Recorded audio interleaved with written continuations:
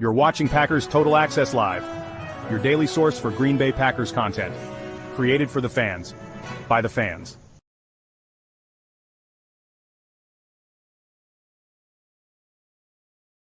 What's up, guys? Welcome into Packers Total Access. My name is Clayton. You can check us out on Packernet.com. Find me on Twitter at Packers_access. Email us, PackersTotalAccess@gmail.com.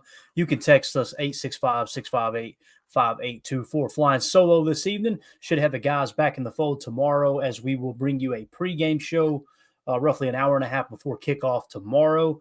And then we'll be doing a post-game show immediately following the Packers-Niners game. Hopefully everyone is having an awesome evening here as we're getting geared up for this game to finally get kicked off tomorrow. I'm as excited about this game as I have been any game this year, to be honest with you. I'm really, really jacked to see what the Packers can do against this 49ers team that's a little banged up, but hey, so are the Packers, so it should be a good one.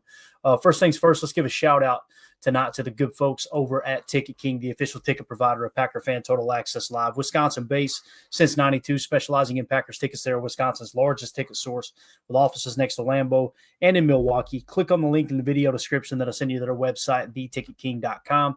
Register there and go ahead and start shopping around for your Packers tickets. Again, that's Ticket King, the official ticket provider of Packer Fan Total Access Live. All right, so we had some more news break on the injury front, at least from the San Francisco 49ers side, and it is good news for the Packers. Give a shout-out to everybody in the chat. We got Daryl in the house. Good to see you in here, buddy. We got Liberty under attack. Looking forward to the show. Cheers, friends. Hey, appreciate you swinging through, bub. Nathan in the house. We got Dylan in the house. Everybody in here tonight. Prince, what's up, Prince? He said no practice squad call-up should mean we might see Hopper on defense. Amen, Prince. Took the words out of my mouth. We talked about, is this the week that maybe Jamin Davis gets called up, seeing that Edgerrin Cooper's going to miss? Seems like they're going to go with Hopper. So I imagine what the linebackers will look like in our 4-3 base, and we talked about it this morning, how the 49ers run a lot of 21 personnel more than anyone else in the league. I think like 38% of the time. So if they're in 21, we're going to stay in a base 4-3 a good chunk of the day. I imagine it's going to be Quay Walker at Mock. It'll probably be Eric Wilson at left outside linebacker, and then they'll probably have Isaiah McDuffie at right outside linebacker, would be my guess. So you guys know that may flip and twist depending on which side's the strong side of the formation. To me, it seems like they're more predominantly playing on a specific side as opposed to who's going to be on the tight end side. At least that's the way it seems like with Jeff Hafley's 4-3 up to this point. Now, with that being said, you get an injury, somebody needs a breather, somebody breaks a shoelace, Tyron Hopper's going to be in the game. There's no doubt about it, right? So I'm really excited to see him get some snaps tomorrow, man. Again, with in every seed of adversity, right, or in every adversity lies a seed of great equal or greater benefit, I think is how it goes. We might have an opportunity to see Hopper tomorrow and him just flash and go, holy cow, we don't need to do anything in free agency with the linebacker room next year. We got enough depth. That may be the case. So I'm excited to see what he does. And I apologize for the voice. It's going quick. I may or may not have hung out in the cold today around a campfire. So it was much needed, but the voice is going quick for sure. Cannonball John in the house. What's up, buddy? Dane Stromstad. Good to see you, sir. Stacy Mitchell. Good evening, PTA posse. Yay, I made it to a live show. Appreciate you swinging through, Stacy. Biz in the house. Biz 1987 says, no deer today. Need PTA to help my spirits. Hey, you'll get one, man. Don't worry about it. It's coming. And it's going to be an even bigger buck, right? Just because you're having to wait. So let's do this. Let's go around with the information. We hit on the injury report earlier today, and one thing did change. We already had some guys listed as out. If you'll notice, John Feliciano, their center with the knee injury, was limited all week, and he was listed as questionable. Well, it came down Twitter not too long ago that the 49ers have also ruled out offensive lineman John Feliciano versus the Packers. So I've seen it from 2 or 3 different sources. I did not see Ian Rappaport or Adam Schefter report it, but they may be too busy to hit on something like that. I don't know. So if you guys would, in the chat, if you've heard something other than John Feliciano playing, let me know, okay? Or not playing, I should say. Let me know, because if all my, everything I read on Twitter is correct, they're going to be without their starting center as well, man. It's going to be a rough go for the Niners. And, again, it's still going to be a tough game. You can't overlook them. We're going to say it until kickoff. We're going to say it after the post game as well. But John Feliciano will not be playing in that game. So let's see here. What else we got in the chat? Prince, still hope to see Davis at some point, but Hopper has been busting it on special teams and deserves a shot. Amen. I think he was like the third highest graded special teamer that we have. Carl Brooks is way, way up in front last time I checked. And then I think Tyron Hopper was second or third. So, yeah, you're right, man. He's been putting in that time on special teams. If you guys remember, Isaiah McDuffie was that guy for like 2 straight years, right? He led our team in special teams tackles, and he was always the highest graded special teamer. So that may be the case with Hopper here as well. One of the things I wanted to cover tonight, too, was the San Francisco 49ers rushing attack. You know, we've kind of talked about that's a strength of their offense, and they've got one of the most potent offenses in the entire league. They're getting Kittle back. It looks like most likely he will be back. You've got McCaffrey back, although McCaffrey might not be 100% healthy, or at least trying to find his groove again. They've had, I think Jordan Mason, I think's his name, is one of the backs that's been playing.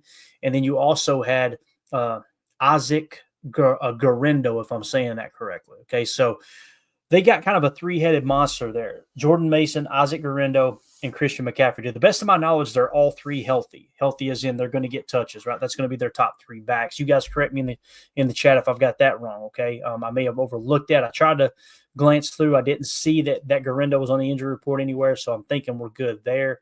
Let me look at the official injury report, although if he's on IR, he wouldn't be on here anyway.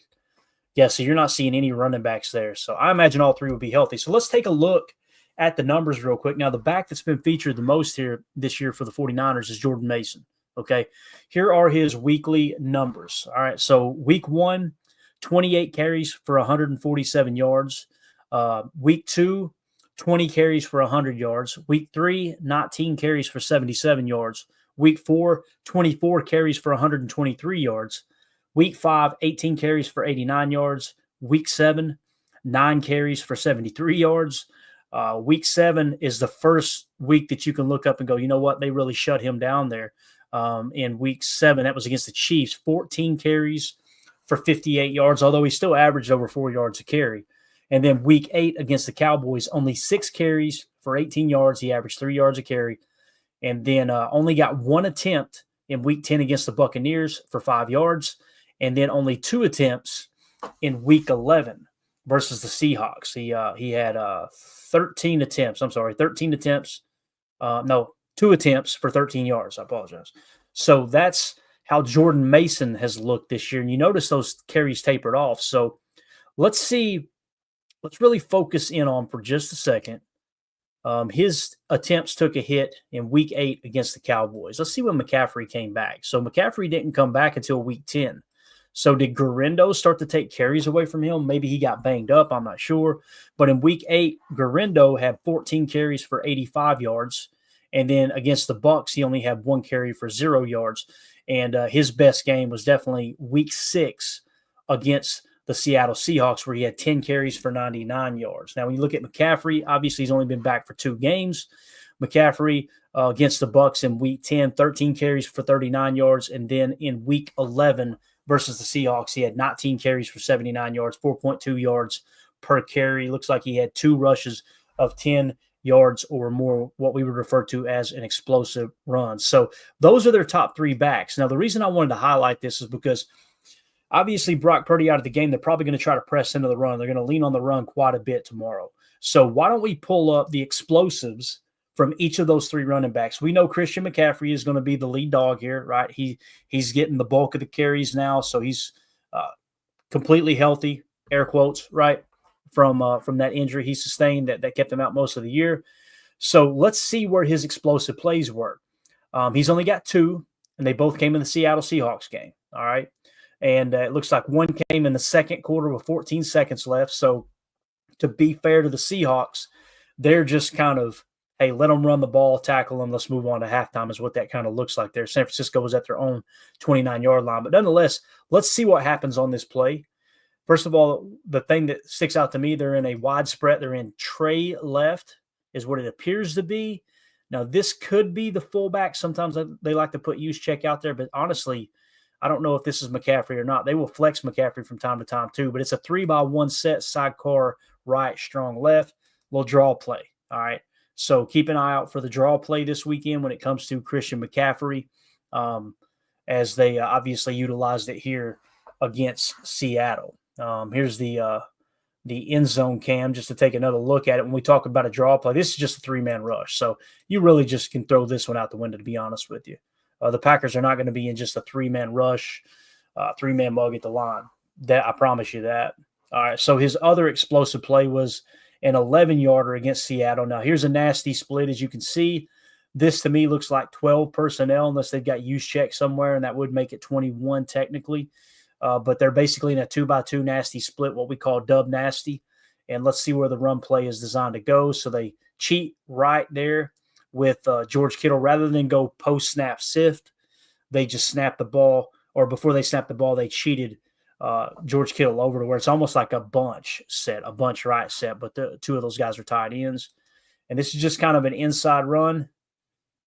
McCaffrey doing what he does, man. Getting 10 yards out of what probably should have been 4-yard run there. So we end up with 11 on that play. So, again, the first play, you kind of throw it out the window. This play right here is probably more of what they're going to try to do, I would imagine.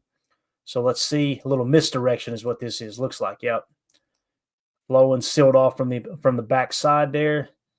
An 11-yard run. All right, so keep that in mind. Misdirection out of ace, dub, nasty. All right, keep that in mind. Now, that's McCaffrey.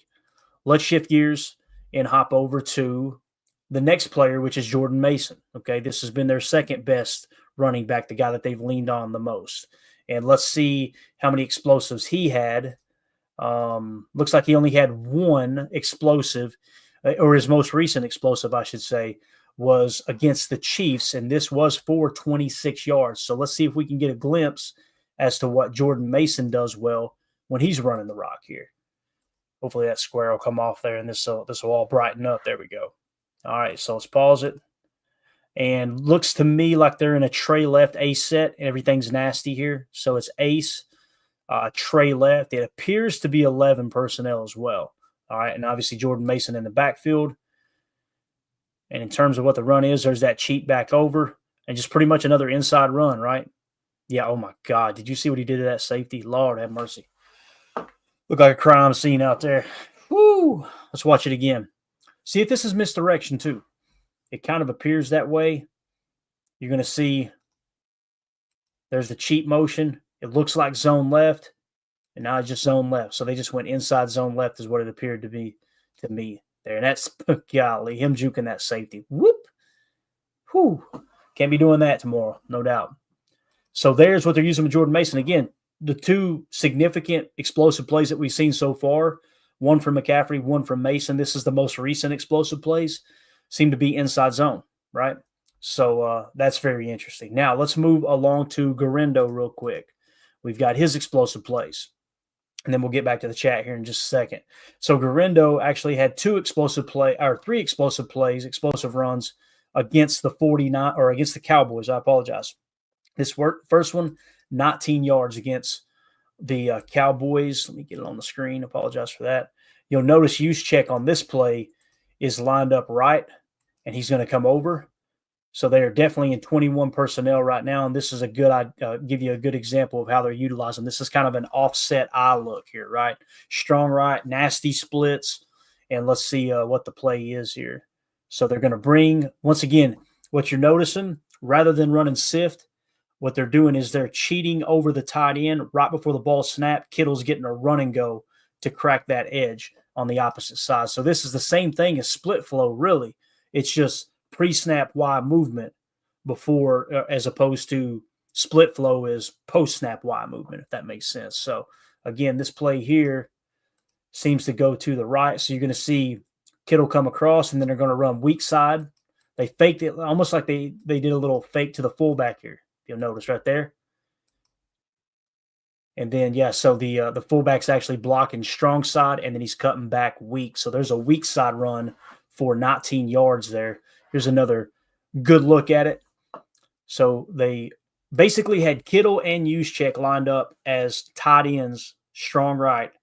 And then pre-snap, Juszczyk kind of did a little zipper motion where he went all the way to the left like they were going to show like a balanced 12 look or a balanced 21 look. and then they bring him back with a little yo-yo action to play H-back here. And you're going to notice Kittle is then right before the snap cheating over.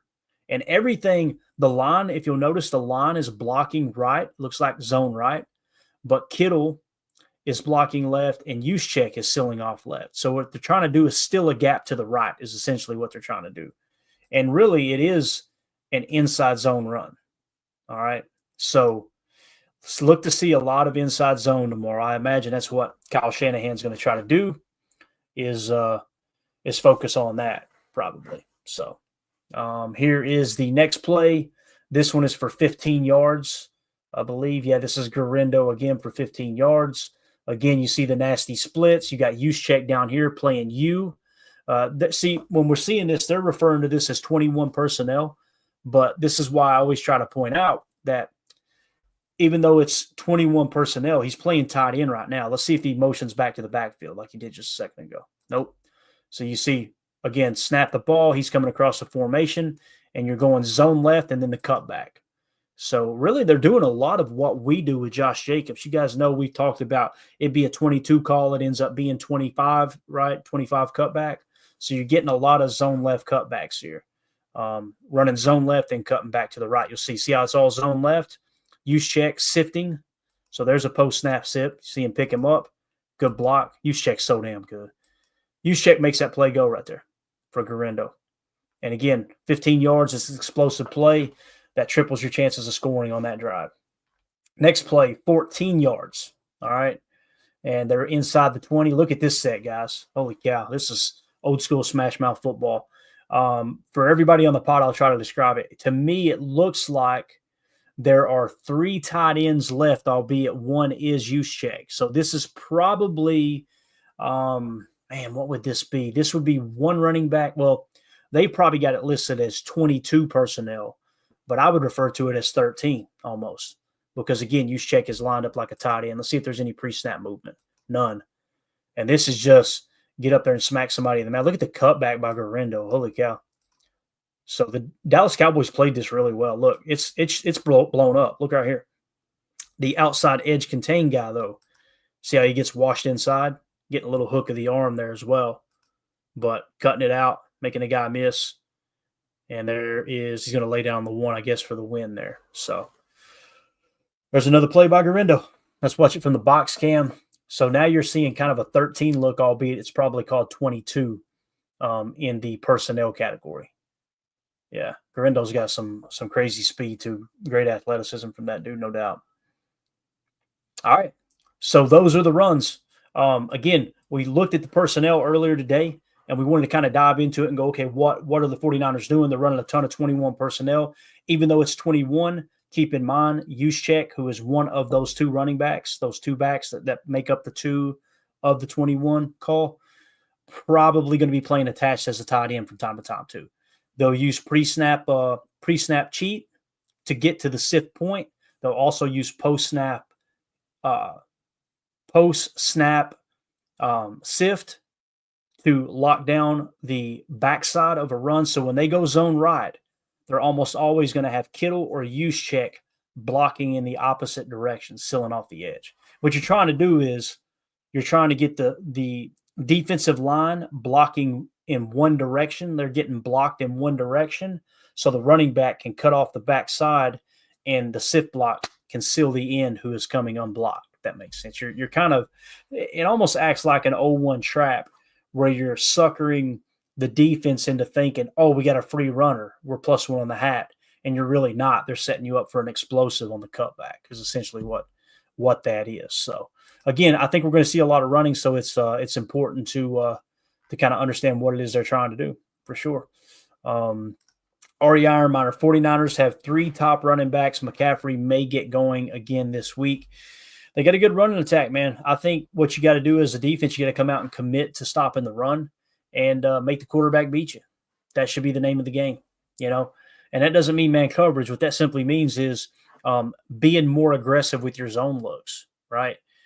Don't be afraid to put, we typically you'll see 7 in coverage, 4-man rush, 7 in coverage. Don't be afraid to show a 5-man front on some of those heavy sets. And when you do it, bring a 5-man a 5-man rush, like a run blitz, and just have 3 underneath, 3 up top, right? Don't be afraid to do that, in my opinion. I think that's a pretty good game plan. But yeah, McCaffrey, he's looking to find his groove for sure. Ari Ironminer allowed 5 to 6 yards for per carry last week. Got it. All right, good stuff. So let's shift gears and get to NFL Pro real quick. Okay, I wanted to hit some of the key insights, and then when we get done here, we'll look at some of the games that we got. We want to keep an eye on tomorrow for the Packers in terms of playoff hopes, that type of thing. All right. So first of all, we've already hit on this points per game, all that good stuff from a team standpoint. Here are some of the key insights that they have listed for this game. And keep in mind, a lot of these are going to be centered around Brock Purdy. That's good news, right? So anytime you see a positive for the Niners and it's Brock Purdy, it's actually a positive for us because obviously the dude ain't playing. So first key insight here is Brock Purdy Brock Purdy and George Kittle among 45 quarterback receiver duos with 50-plus targets in 2024. Brock Purdy to George Kittle has resulted in the second highest passer rating, 134.6. That's second in the entire NFL. So they've got a connection, man. And now that George Kittle is back, Brock Purdy's going to miss. Again, can the backup quarterback do that? Possibly. Who knows? I keep saying the backup quarterback because I keep forgetting his name is Brandon Allen. It's possible. I think what Kyle Shanahan's going to try to do is run heavy and set up the play action to give him easy, high efficiency, high completion plays. You know what I mean? Those kind of throws is what they're going to be looking to free up for Brandon Allen. I remembered at that time. All right, up next, Packers. It says the 2024 Packers are the first team to have 3 straight wins decided by a field goal attempt by either team, with time expiring in a single season since the 2015 Ravens. So the Packers' 3 straight wins decided by a field goal attempt at the end of the game, and that's the first time that's happened since 2015. Really interesting nugget here. All right, next, Brock Purdy against the Packers defense. The Packers defense played zone coverage on 90.5% of Brock Purdy's dropbacks in last season's divisional round, their 4th highest rate in a game in the LaFleur era. Man, those dogs are going crazy. Holy cow. Purdy completed 20 of 35 passes against zone coverage for 178 yards, 5.1 yards per attempt, but 3 of 4 passes for 74 yards and a touchdown against man coverage, 18.5 yards per attempt in that game. The Packers, I apologize, y'all. The Packers have played zone coverage slightly more often under first-year DC Jeff Hafley this season, 73.4%, than they did under DC Joe Barry last season at 72.4%. So interesting nugget there. Numbers still pretty close together. But again, him completing 20 of 35 passes against zone coverage for 178 yards.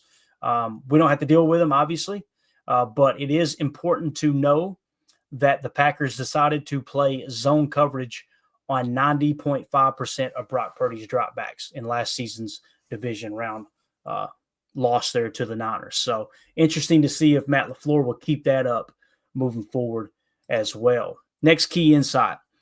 Jordan Love versus the Niners defense. Jordan Love has targeted outbreaking routes on 37% of his total passes this season, the second highest rate in the NFL, trailing only Baker Mayfield at 40.7%. So Jordan Love really trying to hammer the out routes, the outbreakers. That probably includes corners and pivot plays as well, right? So you got flats, like the Y flat that you'll run on the RPO. You got running back flats or a swing. That's an outbreaker as well. It didn't specify receiver, did it? It just said targets. So you got quick outs, you got deep outs, the 10-yard outs. You've got the corner routes, you got the post corners, you got the whips or the pivot out plays, those type of calls. And the reason they're utilizing that, guys, I know people got mad at Jordan Love for doing that. Nobody's getting mad they got mad at Aaron Rodgers for doing that. Nobody's getting mad over Jordan Love doing it, right? It's like everybody's gotten hushed about it. That out route, throwing that out route, the reason it's rare in the league or just in football in general is you've got to have a cannon of an arm to hit that out route. And it really shows the confidence that that Matt LaFleur has in Jordan Love to put those outbreakers consistently within the offense, right? So very, very interesting nugget there for sure. Let's move it along here, see what we got next. Another Brock Purdy one. Let's hit it anyway. Brock Purdy targeted a tight window on 25% of his total attempts in the 49ers' Week 11 loss to the Seahawks, his highest rate in a game since Week 4 against the Patriots at 29.6%. So as in Week 6 through 10, Purdy had targeted a tight window on just 12.4% of his total attempts, the ninth lowest rate in the NFL.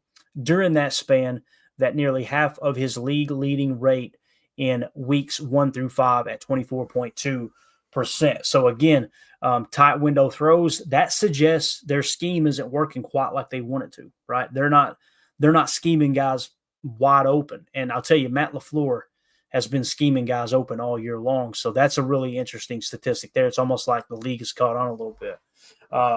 Here's Packers offense, Jordan Morgan. The Packers starting offensive line, Walker, Jenkins, Myers, Ryan, and Tom have played 71% of the team's offensive snaps together this season. It's 439 of 618 total snaps, the fourth highest mark in the league through Week 11. First-round pick Jordan Morgan has appeared in 6 games, playing 174 snaps between left guard and right guard. However, he was placed on injured reserve in Week 11. So what they're pointing out here is this is a offensive line that's taking a lot of snaps together, guys. And they've really settled in with Sean Ryan at right guard. I'm digging it personally. I think he's playing probably the best football of his career, to be honest with you. Next inside, Jawan Jennings. You guys know we talked about this as Brandon Ayuk's on injured reserve. They still got Deebo Samuel, and they got Jawan Jennings that's doing amazing things. Obviously, George Kittle goes without saying. Jawan Jennings has caught 42 of 58 targets for a team-high 588 yards and 4 touchdowns this season, including 190 receiving yards over expected, the 4th most in the NFL. So he is making those contested catches, right? He is making chicken salad out of chicken, you know what. That stat right there kind of goes hand in hand with the tight window throws that they were just talking about with Brock Purdy, right? I think that's definitely something that kind of draws a parallel there. So Jawan Jennings, Deebo Samuel, you got to focus on stopping those guys. You've also got to look for George Kittle. I want to see a lot of cover 2 zone. I want Brandon Allen to try to beat us on those deep corners. I want him to try to beat us down the seam. Now, we can play Tampa if we want, but I would much rather make him throw the ball downfield, those lower percentage throws, right? That way they can play less efficient in that regard. And when you're playing underneath rather than a cover 3 or a cover 4 look, especially with a pre-snap shell, you're getting more guys closer to the line of scrimmage, closer to the ball. I think that could be huge. That's kind of what the game plan's feeling like. Running game is excellent. Passing game is going to be very, very suspect with Brandon Allen at the helm. Let's make them prove they can pass the ball on us, right? All right, next inside is centered around – got to go back one. I'm sorry. Jordan Love. Jordan Love has recorded a 43.8% completion percentage and a negative 8.4 completion percentage over expected on passes under pressure this season, both of which rank second lowest in the NFL. Gardner Minshew is the only other one, right? Jordan Love has pushed the ball downfield when pressured, averaging the 6th most air yards per attempt at 11.9. Though he has struggled to complete passes, Love has been sacked on 9.8% of his pressure dropbacks, the second lowest rate in the NFL. In Week 11 against the Bears, Love completed every one of his 3 passes under pressure for 72 yards. So, trending in the right direction with Love facing pressure, right? Now, here's what's awesome. Nick Bosa, not going to be playing tomorrow. So, their pressure rate when he's not been in the lineup, we talked about it earlier today, it goes from 33% down to 18% pressure rate. Pretty much cuts it in half, right? Right at about that. And then the sack rate goes from 8% all the way down to 2%. So it cuts it down more than 50%. That's very, very significant there. So, again, without Bosa, this right here is not as much of a concern with Jordan Love under pressure. And it's nice to see that he completed all 3 passes when he was under pressure last week against the Bears. So, up next, Brock Purdy, Jawan Jennings. Brock Purdy has thrown for 294 yards on tight window passes this season, the 4th most in the NFL. Of his 294 yards, 180 of them, 61.2%, have come when targeting Jawan Jennings. We just spread that key statistic, that insight on Brock Purdy with these top window throws, and it suggests that they're not scheming guys as open as they have in the past. Jawan Jennings is that dude that he's going to on those top window throws. So just getting kind of double confirmation there for sure. Another Jordan Love statistic here or key insight. Jordan Love has attempted 35 passes when targeting an open receiver downfield this season, 3+ yards of target separation, 10+ air yards, tied with Joe Burrow for the 6th most in the NFL. So again, Jordan Love has attempted 35 passes when targeting an open receiver. What we just talked about, Matt LaFleur scheming guys open, doing it way, way better than Shanahan is this year. It says Love has completed 25 of those 35 passes, resulting in the 4th most passing yards at 662, but the 10th lowest completion percentage at 60%. Of his 14 incompletions, 10 of them came on attempts from a clean pocket, the 2nd most in the NFL behind Caleb Williams at 11. Love has totaled 263 air yards on downfield passes to open receivers that fell incomplete overall, the 4th most in the NFL. Keep in mind, our receivers have been dropping a lot of balls too, so that's kind of where that buffer comes into play there in the differential of those numbers. 49ers offense. The 49ers offense has exhibited several tendencies this season that stand out from any of their prior 7 seasons under head coach Kyle Shanahan since 2017. They have targeted in-breaking routes on 39.2% of their team pass attempts this season, the 2nd highest rate in the NFL, but their lowest rate in a season since at least 2018.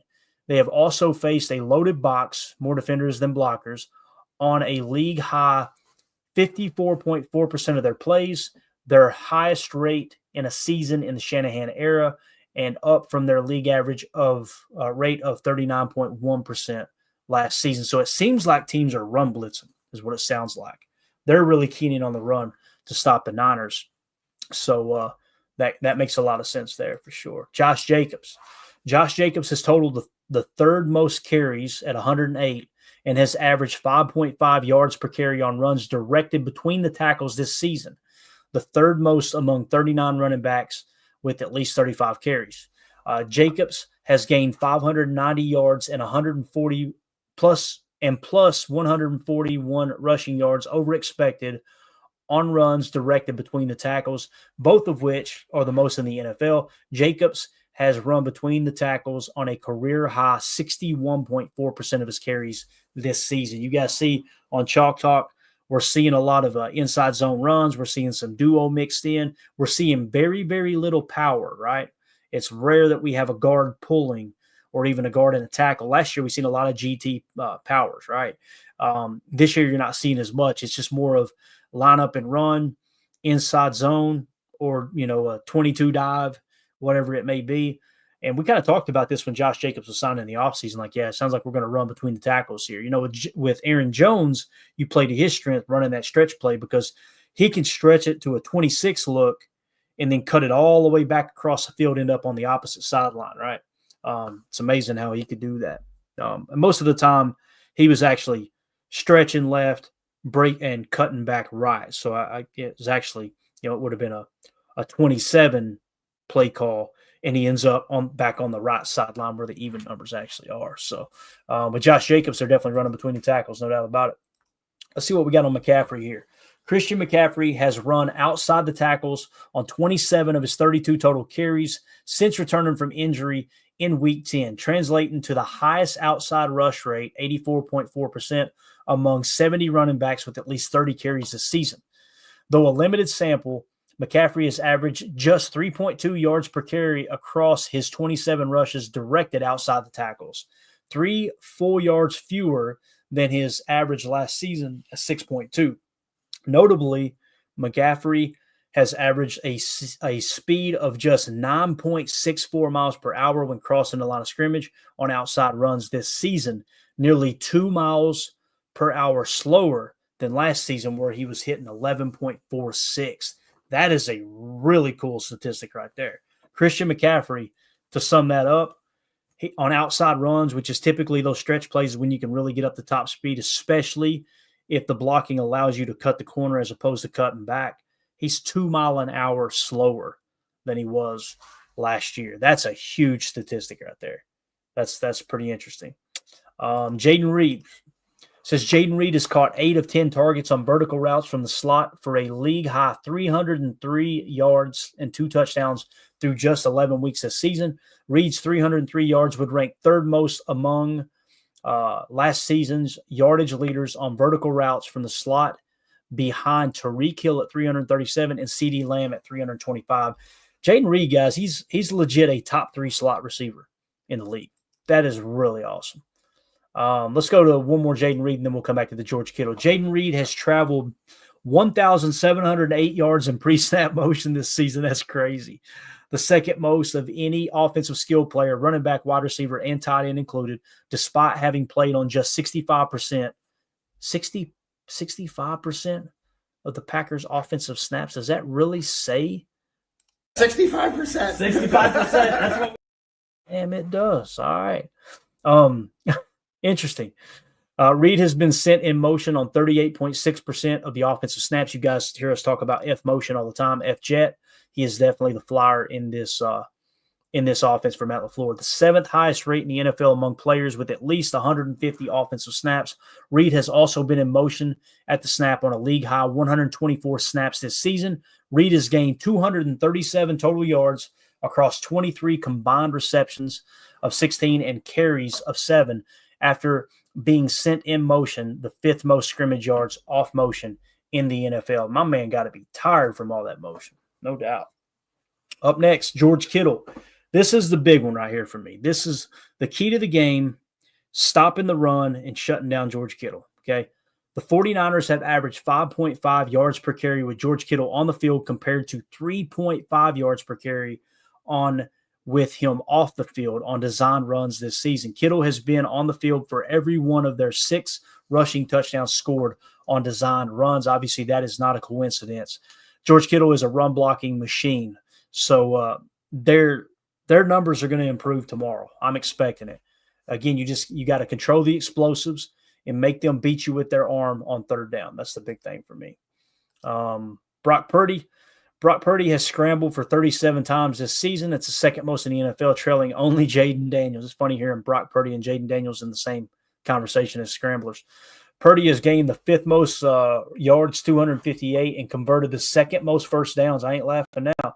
19 on his scramble run attempts. In Week 11, Purdy scrambled 5 times for 40 yards and a touchdown, his first touchdown on a scramble run since his first NFL start in Week 14 of 2022 against the Buccaneers. That might have had something to do with his arm as well, though, not trusting his arm as much. Now, Tavion Wicks has not recorded a reception across 10 top window targets this season, tied for the most top window targets without a reception through the first 11 weeks of the season in next-gen stats era since 2016. Jordan Love leads the NFL with 6 interceptions on top window passes, 2 of which have come when targeting Wicks. Wicks played on just 30.2% of the Packers snaps in Week 11, his lowest playtime percentage in a game since Week 6 against the Cardinals, which was 14.3%. So you're seeing Dontavion Wicks trending down. Sophomore slump could be it. I'm not ready to give up on him yet, but the biggest issue are the top window throws. You need to start taking what the defense is giving us here and stop trying to to press on some of those throws, right?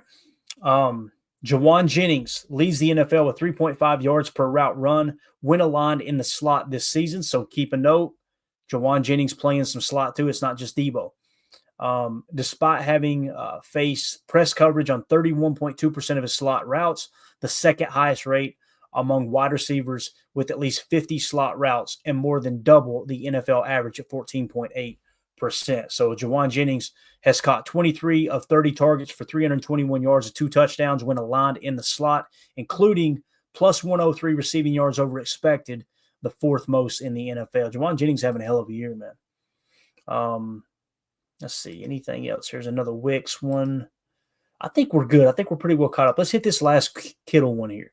George Kittle has recorded team highs in nearly every receiving category inside the red zone, including routes run at 49, receptions at 13, yards at 87, and touchdowns at 7 this season. Kittle has generated plus 4.4 receptions over expected inside the red zone, the most by a receiver in a season since 2022. So George Kittle is hands down the red zone threat, no doubt about it. probably run blocking the length of the field, get in the red zone, they're looking for Kittle. So really, really need to clamp down on Kittle, maybe bracket cover him when they get inside the 20 if they're looking to pass.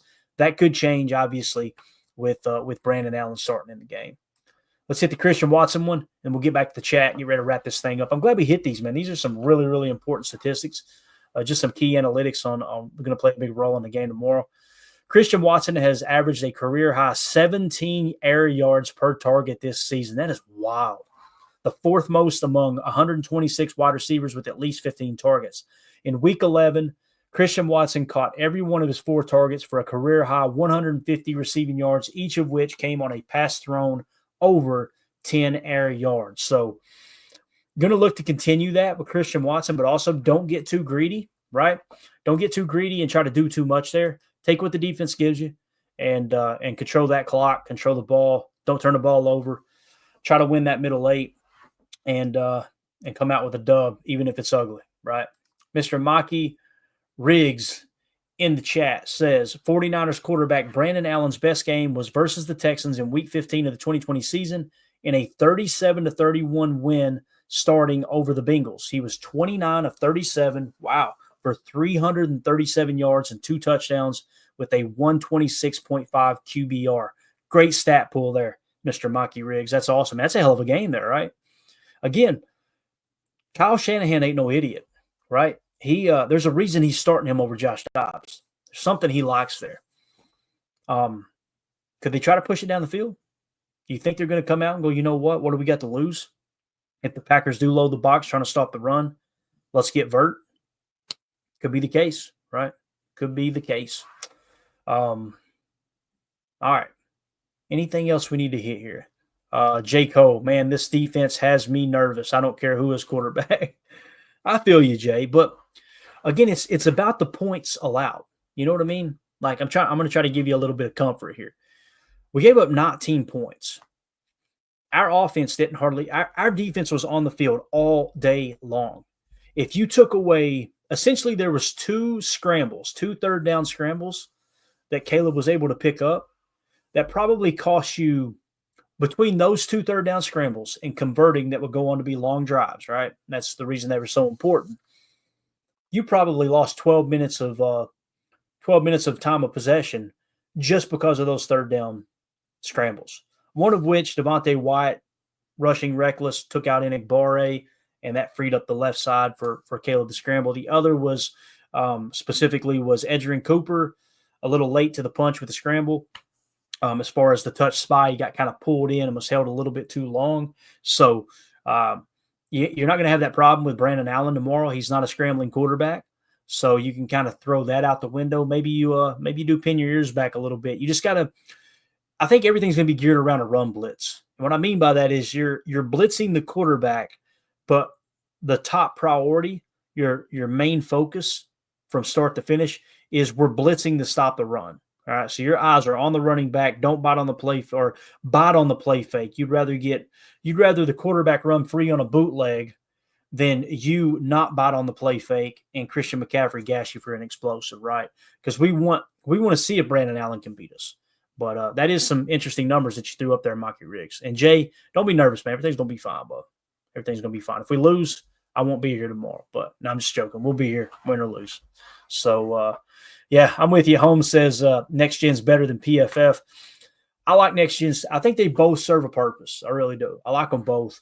Again, the main thing I like about PFF, they keep up with a lot of important stats like passer rating with targeted, things like that, which shout out to Ryan for showing me where to find that stuff in PFF. It's really cool. But the main thing I like about PFF, I don't care about their articles, their insight, all that stuff, their personal opinions. I could give a rat's ass about any of that.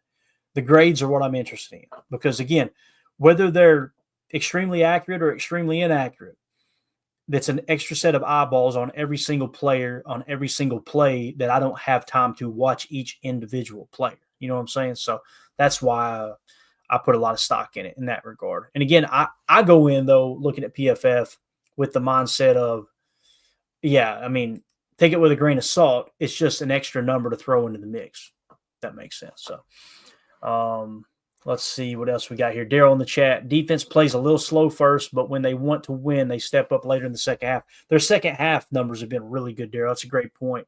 I think they've done an excellent job in that regard. And that's going to be important tomorrow because, again, the spread's 5.5 points. I wouldn't be surprised if it comes down to another field goal, to be honest with you. I know some people don't want to hear that. I don't want to say it, but I wouldn't be surprised. We may come out and boat race them, right? But my money would be on it's probably going to be less than a touchdown at the size of this game. J. Cole says, I understand. I just don't want to underestimate this team. I need them to win. It will make the drive back home even better. Man, there's nothing worse than long drive back home and packing that L. I know what you mean there, Jay. Let's go out and get that dub for you, brother. Let's see. Rel in the chat. Do we have time for updated PFF matchups if it made any changes due to injuries? I would say we could do it tomorrow, and we will. We'll look at it tomorrow on the pregame show, Rel, for sure. We don't have time tonight. We're getting ready to wrap up. But they haven't been doing a good job at PFF. That's the other thing that bothers me about PFF. You take all this time gathering all this data and gathering all these grades, and then you go to the matchup, right? And you got guys that aren't even in the starting lineup out there and they should make it to where you can replace people. Like you can click on a player, I'm going to replace him with him, or maybe update it and say, put the highest graded players on the field for the preview. You know what I'm saying? So my guess is they didn't update it for the guys that are on injured reserve, they're not going to be on there, but the guys that might, like Feliciano's probably on there starting center. I don't know. Maybe by tomorrow when we look at it, the pregame, maybe they'll have it updated for us. We'll see. Fred McFarley, thanks, Clayton. Enjoy your Saturday. Appreciate you, buddy. Enjoy your Saturday. I'm going to get off here and watch the rest of this Notre Dame Army game, which, by the way, did you guys see Arizona State? I put a tweet out. Hilarious. It was, I think it was at BYU. It was either BYU or I think it was BYU was setting up for, we're going to have a Hail Mary. The fans at Arizona State thought the clock had run out. I might have that backwards. Regardless, the fans rushed the field, and there's 1 second left on the clock. They tore the goalpost down, and there was 1 second left on the clock. So they had to prop the goalpost back up, get the fans over to the sidelines right behind the teams. It was absolute chaos. You get a chance, check that out. It was hilarious. Marco Day, the 49ers are decimated. We lose. That is a problem. I'm not seeing quite enough from this team yet. Love needs a non-interception game. Mark, I'm going to tell you right now, man. Whether they're decimated or not, if you're not prepared for the reality that the Packers could lose this game, you're just setting yourself up to be miserable the rest of the season, man. I'm just telling you. Look at all the injuries they have, and it's still just a 5.5 point spread. If Vegas is saying, hey, guys, this is going to be decided by less than a touchdown, why the hell will we not look at it the same way? You know what I'm saying? Like, realistic expectations. It's important. It's important to remain a sane fan. You will go insane if you, and I hear podcasts all the time. It's, this guy, I remember Philly, week 1. And this stuff kind of bothers me. It drives me crazy when fans, podcasters make it, this is a slam dunk win. They did that for Philly. And man, I was just shaking my head. I'm like, I don't know what tape you are watching to think that the Packers are just going to go out and boat race the Philadelphia Eagles. That's why when I get on a post-game show, I'm not all sad and everything, because I'm like, you gotta approach it from a realistic perspective, Team ain't going to win every week, and they're not going to play lights out every week. It ain't going to happen. You look around the league, it happens every single week. Yeah, Mark, go check that out, man. It's hilarious, dude. Those players running on the field, man. Or I'm sorry, the fans running on the field. It was wild. J. Cole, I need that as well. I'm tired of hearing about J. Love's interception. I'm tired of hearing about it too. I'm with you guys on that.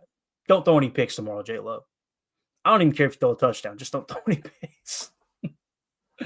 Oh, man. All right. That's it, guys. We're going to get out of here. Appreciate everybody hanging out with us. This was a lot of fun. The chat was on fire again tonight. You guys have been showing up big time. Hit that like button for us. Feel free to sub to the channel. Share it with your friends. Share it on social media, all that good stuff. We're going to start expanding here real soon. I've got some ideas to take the network to the channel to a different level. The overall goal is to have 3 live streams per day eventually. It's just right now I know the guys are busy. I'm busy. It's hard to put that together, but that's overall the goal. We want to get you guys a ton of content on a consistent basis. So, again, thank you all for supporting us. We really appreciate it. We'll be back tomorrow. So we got a 3:25 Lambeau kickoff, right? Let me think here. That's 4:25 my time. I'm going to go live at 3 o'clock my time, okay?